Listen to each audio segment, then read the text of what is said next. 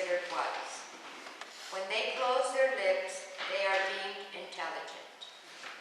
Which of you desires life and covets many days to enjoy good? Keep your tongue from evil and your lips from speaking deceit. Depart from evil and do good. Seek peace and pursue it. May God add blessing to the reading, hearing, and living of this holy word this day. Thanks be to God. So during a lecture one day, Rabbi Joseph Tuluskin looked out at the audience and he asked this question: how many of you grew up in a household where someone's ill temper had bad effects on your home? And the rabbi's surprise was that the first two hands that went up in the audience were his two daughters, who were 6 and 4. It was especially surprising, and it might be interesting to know that this rabbi is also the author of a book called Words That Hurt and Words That Heal. The gift of language, the ability that we have to communicate and connect with each other, it's a wonderful gift. And in that gift we have been blessed. But we all know that this gift of language has also brought about immense suffering at times. And it's because we use this gift of speech that we have, not always as God, I think, intended for us, at least not all of the time. And so we live in a world where sometimes sharp tongues do a great deal of damage. And if it hasn't been your own sharp tongue to someone, you've probably been the part or taken part in having unkind words unleashed on you. And so you've been on both the receiving and giving ends of that, I'm thinking. So how can we learn to contain and to use the power of our speech in positive ways rather than in negative ways, so that we can heal and bless those around us and maybe bring some peace to this world? So I want you to think for a moment about your favorite restaurant. What makes it so special? I'm assuming that it's partly because of the food and how it's cooked and presented. But think about it. What causes you to keep going back to this restaurant? Maybe it's for the ambiance. Maybe it's the lighting design or the smells or the background music or the level of service. All of these things create a unique and favorable atmosphere. Well, you see, speech also creates a certain ambiance. Maybe you've had the experience of entering a room and you can sense immediately that there's an atmosphere there. It's encouraging, it's upbeat, it's relaxed, or maybe you've walked into the room and in the air you can feel the anger or the anxiousness. Chronic negative speech creates an atmosphere that is painful and hazardous to our spiritual and emotional well-being.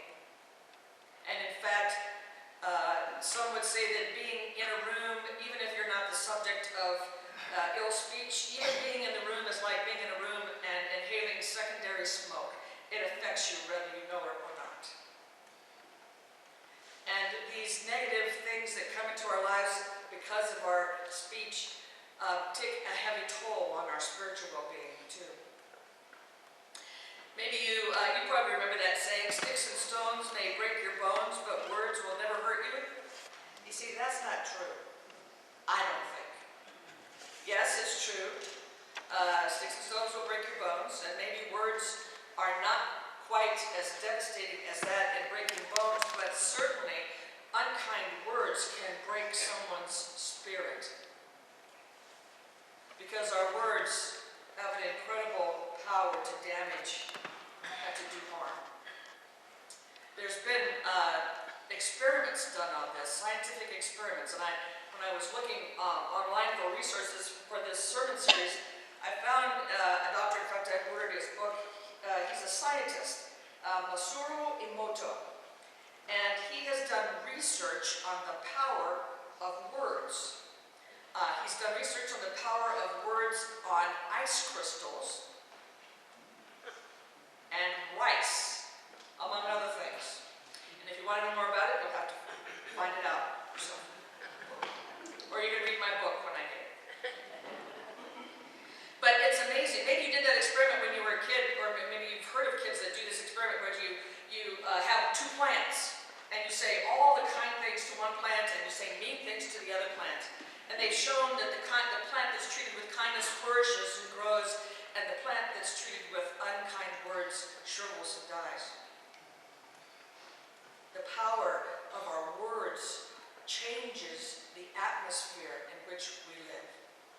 And we're all a part of this. In the heat of the moment, we've all been guilty of what some call, lobbing little word hand grenades at people, trying to make them feel less. And even though we might regret that, and oftentimes I hope that we do, and we repent and even make apologies and try to make up for it, the simple fact is that those words are out there. And I have this picture in my mind of, this happens to me a lot, of speaking and then immediately wanting to do like this to get the words back. But it's too late. Once the words are spoken, they're there. Someone has heard them, and you can't take them back. So how do we go around, how do we figure out how to prevent that from happening in the first place? We might go by this simple Amish proverb. It says, swallowing words before you say them is so much better than having to eat them afterward. It's kind of like the proverb that was read from our scripture lesson this morning that says, even a fool when he keeps silent is considered wise.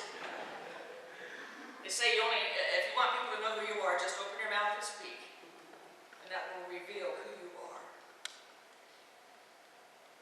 And where can we find the power that we need in us to change, to harness that language that we've been given as a gift? And it goes back to looking at the advice from our reading, a second reading from the Psalm. The message is clear, that if we want to have a good life, that we need to begin by paying attention to our speech. And it's not a mistake that our scripture repeatedly refers to Jesus as what? The Word. Jesus is called the Word for lots of reasons, but one is that he perfectly communicates to us God's love and God's presence, God's being. And Jesus being the Word reminds us of that fact. That Jesus is the Word, is God. And so this reminds us of the powerful work that the gift of words can do. Words have some power. If we don't think words don't have power, you just need to read in Genesis where it says that God spoke the world into being simply by saying, let there be light, and there was light. Now, our words, at least my words, I've not created anything out of nothing from my words, but we were created in God's image, and therefore we have the gift of participating in life-giving creation by using our words in creative and redemptive ways. You see how that works? We're part of God's creation.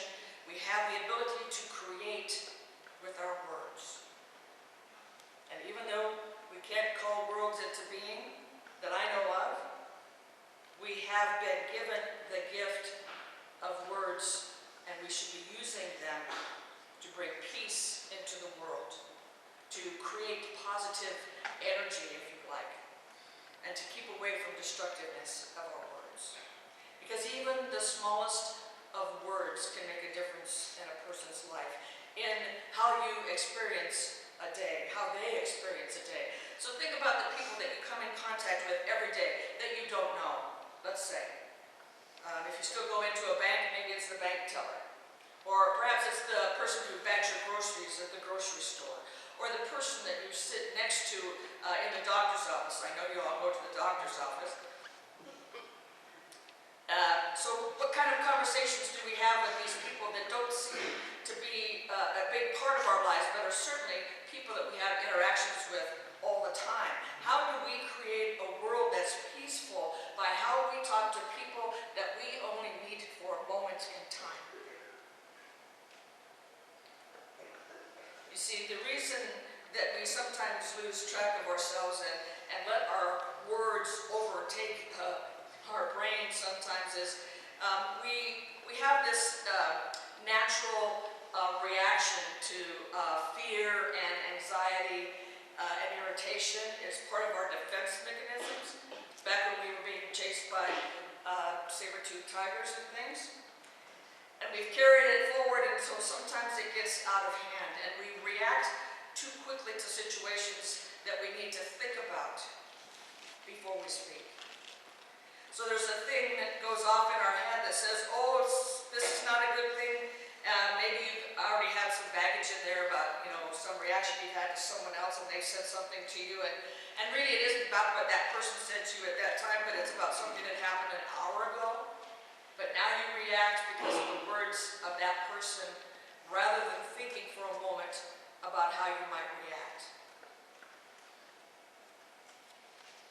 We can trace our words and how we use them back to how we tell ourselves stories in our brain about what's going on, and sometimes we're not really focusing on what's really going on. And we get caught up in the idea of survival. We don't want to be hurt, and so we kind of collect ourselves, and then we get angry oftentimes when things don't go our own way. Who would do that? We don't want people messing up our comfort zone. And so we throw out words that sometimes then we have to take back. We're irritable sometimes, not because of situations, but because, think about it, sometimes you're tired, your feet hurt, your head aches. I don't know, you can't think of what to cook for dinner. And yet we often react to outside situations based on those things that have nothing to do with the words that people use to us or that we use to other people. And our reactions oftentimes happen at the speed of light. So quickly that it's impossible sometimes for us to even realize what we've said until it's too late. In the New Testament, in the book of James, James says this: be quick to listen, slow to speak, and slow to become angry. Maybe we need to put that on our refrigerator or the mirror in our bathroom. Because unless it's absolutely necessary for us to make a quick response, and sometimes emergencies happen and we need to reply quickly, but oftentimes, especially in moments of anger, we say things too quickly. We need to slow down and not overreact or act too quickly. Take the time to cool off, examine what's going on, and examine what stories you're telling yourself in your brain and what's actually happening that causes you to want to give an unkind response to someone's comments or words. Slowing down our response time gives us time to listen to what the other person is actually saying without our emotional baggage distorting it. Another way that we use our words and that our words have power is when we gossip. And it happens, we know it happens. The Hebrew term lashon hara, it means evil speech.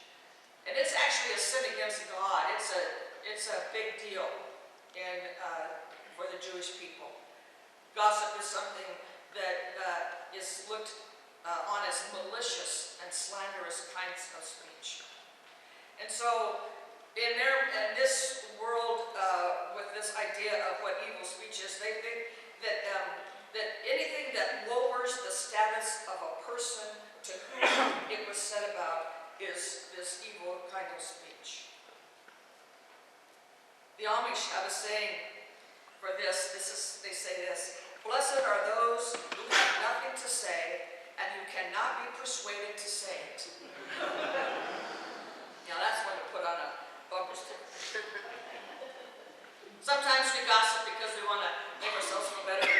status up while lowering someone else's. But think about it this way, when you talk about someone else, eventually your friends are going to wonder what you say about them. And we shouldn't do that. And sometimes we want to speak ill about someone who has hurt us or offended us.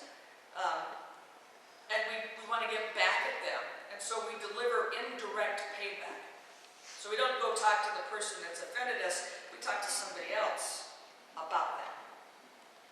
This is kind of like feeling ill and going to the electrician and asking for medical advice. If you have a problem with someone, speaking ill of them does not help the problem. We need to be speaking directly to one another in love. Now, sometimes there are times when we need to offer correction for behaviors. Parents, you do this with your kids. Grandparents, maybe do it with your grandkids. Maybe you do it at work. You know, you have to correct someone's behavior. But the idea that we need to carry with us is that we need to be able to figure out how to give meaningful criticism that inflicts the least amount of hurt while doing the maximum amount of good. It might seem like an impossible task, but if we think about it, we could come up with ways to do just that. But oftentimes, our human nature is to want to hurt first and ask questions later. But when we react in anger, we're reacting or overreacting oftentimes. And you know, the part that's really, this is really hard for me, is that oftentimes the person who's offering what they think is helpful criticism, even though I might think that they're not a person who could do that properly, might have the best message for me to receive. See how that works? Sometimes the thing that we need to hear comes from the person that we would least expect would be able to do that for us. But when we overreact, when we don't listen carefully, we don't have an opportunity to learn the things that we need to know. You know, we live in a culture where we have forgotten, I think,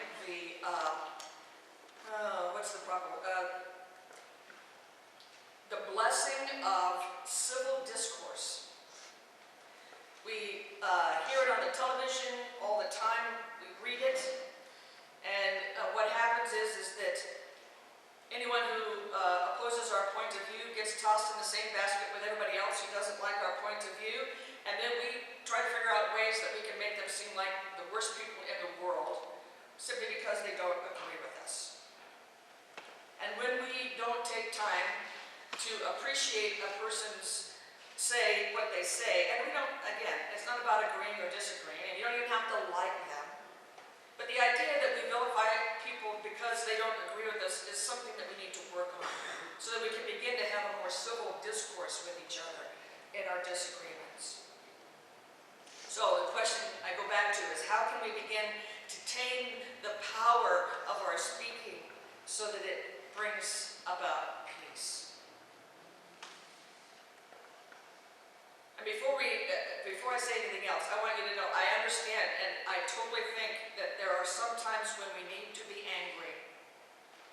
And there are times when our speech needs to be direct, and sometimes it can seem at first glance maybe to be even harmful. But when we do it in a calm, loving way, with the intent not being to hurt but to help, I think that our anger can be channeled and used in an appropriate way. So when you find yourself, this is just a bit of advice, and you've heard it before, when you find yourself to that point where you know you're going to say something that you're going to regret later, take a walk, go into another room, take 5 deep breaths, and then speak. And avoid over-exaggerating the other person's offense to you. Because when we become angry, it's easy for us to lose perspective. And the first thing that we want to do is justify our anger by making that other person look like less. You say anger is like water that gets into a house and spreads from room to room. The leak might have started on the roof, but before you know it, there's water all over the rest of the house. So unless you take care of the problem quickly, the damage can be devastating. In Proverbs, it also says, the words of the reckless pierce like swords, but the tongue of the wise brings healing. How can our words bring help and healing? Well, I think one of the things that we can do is to begin by offering words of encouragement, looking for positive things to share and to notice about people, even in their roughest way, that we might have a hard time finding that, but there's always something good that we can find in someone. We need to find those opportunities and find something worthwhile to commend in a person. The journalist Art Buchwald told this story about a friend he had been visiting in New York. And he and this friend got into a cab and were taking a ride to wherever they were going in New York. And when they got out of the cab, Art Buchwald got out and his friend got out. And as the friend got out of the cab, he said to the cab driver, "Thank you for the ride today. You did a superb job of driving." And Art Buchwald said the driver was like astonished. And Art said he was kind of, thought it was a little weird, but so he asked him, "So what's up?" And the guy said, "Well, I'm going to bring back love to New York." He said, "I think it's the only thing that will save the city." And then Art Buchwald said, "Well, how is one person, namely you, going to be able to save New York?" And the friend replied, "Look at it this way. I'm not just one person." He said, "I believe that the taxi driver's day has been made better because of the kind words I said to him. Now suppose he has 20 more fares today. He's going to be nice to those 20 other fares because I said something nice to him earlier. And then those fares turn into people who are kinder to their employees that day, kinder to the shopkeepers that day, to the waiters or their families or whoever, and pretty soon there's going to be 1,000 people that are going to be feeling better about themselves because of the kindness." And then Art said, he looked at the guy and he said, "But you're depending on the taxi driver passing along your goodwill to others." And the friend said, "Well, I'm aware that my plan might, it's not foolproof. But if I can make a difference in 10 people's lives today, if I can make just 3 happy." Now you know that that's batting 300 in baseball terms, right? And you know guys who bat 300, that's a lot, right? So if you can only make 3 people out of 100 happy, eventually you can indirectly influence the attitudes of more than 3,000 people. So as they walked down the street, this friend continued to offer compliments. He complimented the workers at a building site on how well they were doing their work. And he smiled at a woman coming down the street that looked as if she was a bit harried and wasn't having a very good day. And Art said, "Well, why did you smile at her?" And he said, "Well, maybe she's a school teacher. And when she gets to her classroom, her kids in her room are going to have a better day because I smiled at her today." Wouldn't it be great if we could start a campaign of encouragement that the strangers that we meet, our family and friends, people that we work with, our church friends, whatever it is, wherever we are, that we offer compliments. And I'm not talking that you need to go goofy and be insincere. This comes from a point, from a place of sincerity. That you begin by thanking people for doing the things that they do. And I bet you'll be surprised at how many people you come in contact with that have an influence over how good your day is. And if we can say one kind word, change the attitude of 3 people today. Think of all the lives and families and homes and workplaces that will be better because of it. Learning to use our gift of language to make the world a better place is a hard lesson for us to learn. And we struggle with it every day.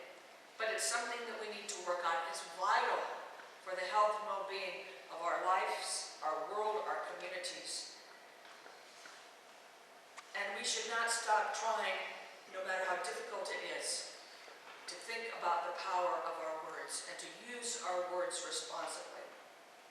Wouldn't it be great if we could all begin this practice of understanding the power of our words, that as we speak, that we are reflecting on God's presence with us and on God in that person, and that we say kind things, because there's always something kind that we can say. And isn't this what the world really needs? Is more kind words.